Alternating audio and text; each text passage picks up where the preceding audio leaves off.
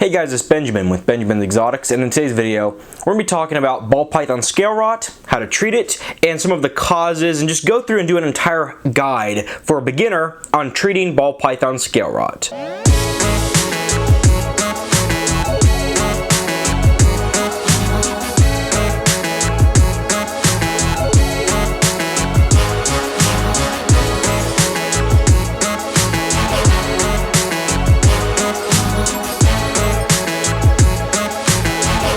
Okay, so in today's video, I want to talk to you guys about scale rot, specifically ball python scale rot, but this can be applied to, boa constrictors, corn snakes, blood pythons, things like that that have a similar scale structure.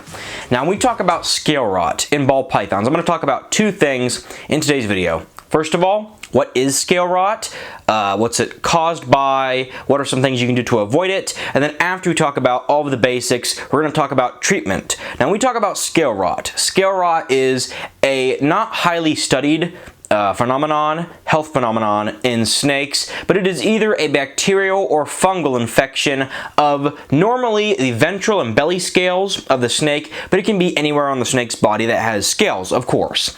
Now, when we talk about basically what causes scale rot, from my own collection, I can tell you that if you have a dirty cage for a very long time, we're talking about weeks on end, or if a snake's scales get damaged by either just an abrasive bedding or just over time, if they're on a bunch of sharp cave or a bunch of sharp objects in the enclosure, if the scales get cut or damaged in any way, and then you throw bacteria on top of that, you're going to get scale rot, okay? So once we have scale rot, you want to strip the enclosure of anything abrasive, and again, that could be even something as simple as a wooden log or some sort of decoration that has any sort of rough texture or property. You want to remove that out of the cage, use smooth, hopefully plastic, tides and water bowls if that's what you're using, and have paper, a very dry substrate. I've talked about this in other videos, but if you're spraying down your ball python's enclosure for any other reason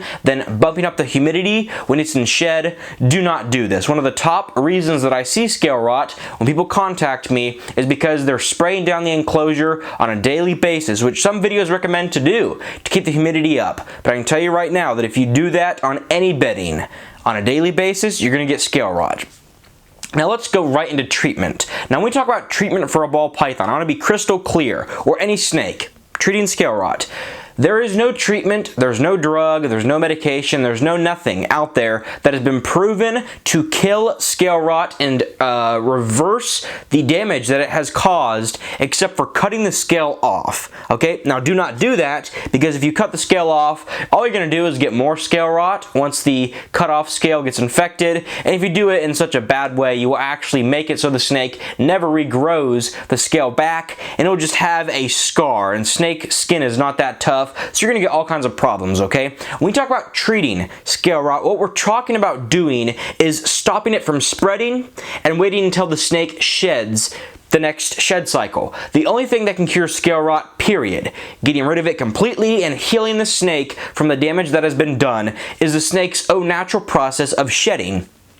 So one of the best things you can do is if you have scale rot, like I talked about earlier, strip the cage of anything that would be holding moisture, strip the cage of anything abrasive, paper, clean, nice paper towel, or preferably newspaper, because paper towel will hold bacteria far better than newspaper. Newspaper on the bottom, and keep the cage dry, okay? Wait till the snake sheds. Of course, once it is in shed, bump up the humidity, wait for it to shed, and normally, one shed cycle will completely remove the snake of all the scale rot and reverse the damage done, because the scale rot will basically look like a brown dirt or a brown fungus on the scale of the snake, and it will actually look like it's eroding away or eating at the scale. And if you have it long enough or in big enough numbers, it will do damage to the scale where the scale won't be the full length. So if you had it really serious, once the snake sheds, it might not be completely fixed. The scale rot will be gone, but the scale might not be quite the right shape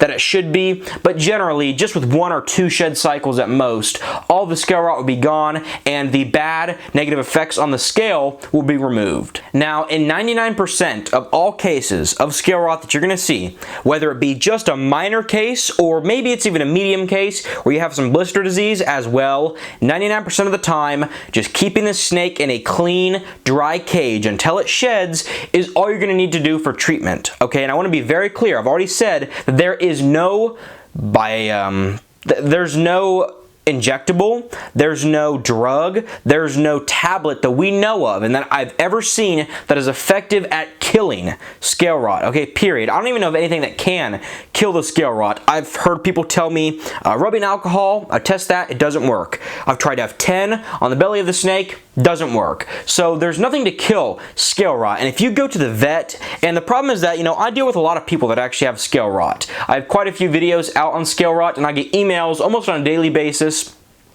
or comments on YouTube videos or DMs on Instagram, which if you're not following us on Instagram, make sure to follow us at Benjamins_exotics, link in the description below. But people have scale rot and then they bring the animal to the vet. Okay, you bring them to the vet and the vet is giving all kinds of people, I'm hearing these stories on a daily basis. The vet's giving you things like Baytril, okay, things to inject into your animal.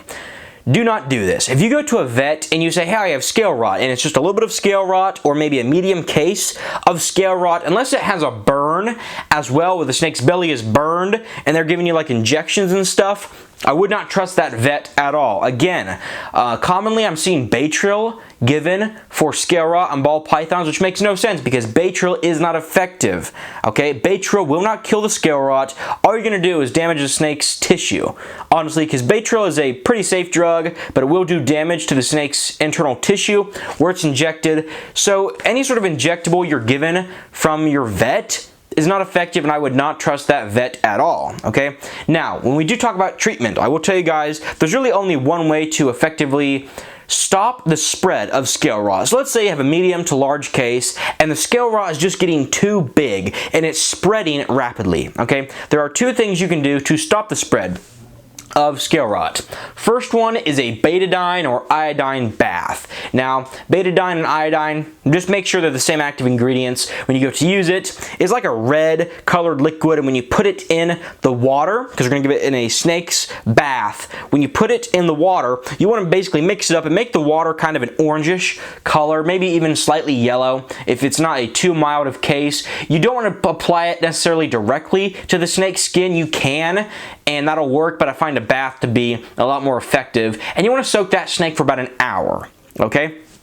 About an hour, take it out, rinse it off with clean, nice water, rinse off the snake's belly and all of the areas that have been touching the betadine. Don't freak out if the snake like drinks it or anything. It's not toxic. I've seen snakes drink it multiple times and they're fine, so don't freak out about that. But again, if you are going to use the pure betadine and just rub it on the snake's scales, keep it away from the eyes and the nostril in its pure form. Again, when it's diluted with water, you'll be fine. Now, when we talk about taking it out of the bath, make sure that you rinse the snake off, make sure that it's clean, goes back again into a nice, clean, dry enclosure, and then you can also treat the snake with Neosporin, just kind of like a tubed Neosporin. I know I have some sitting around in here somewhere, but take some tubed Neosporin, that's basically like the cream version of Neosporin, and rub it on the belly of the snake.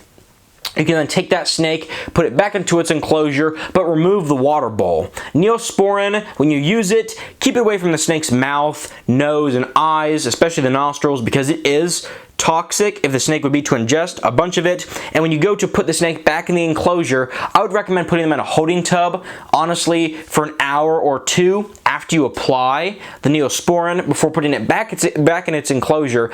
And if you are going to put it just right back in its enclosure, make sure to remove the water bowl, because I've never heard of this happening. I'm not saying that it would be bad for the snake, but if the snake would, in theory, go to the water bowl, have a little soak with the Neosporin on it, and then drink that water, that could, in theory, give you some problems. So make sure that if you are going to use the Neosporin treatment after the betadine bath, that you are making sure that snake is completely cleaned off when it goes into its enclosure. Let it absorb the Neosporin for an hour or two, and make sure that it is not getting to the point where it can actually drink any sort of Neosporin mixed with water in its water bowl. Now, if you have a very bad and very severe case of scale rot, or if you have a burn as well, you can do this betadine or iodine bath plus the Neosporin once or twice a week. But honestly, if you just have a mild to medium case, I would just do this once, and then again, keep the enclosure dry and wait till the snake sheds. So I hope this video helps some people. Again, I actually did another video on this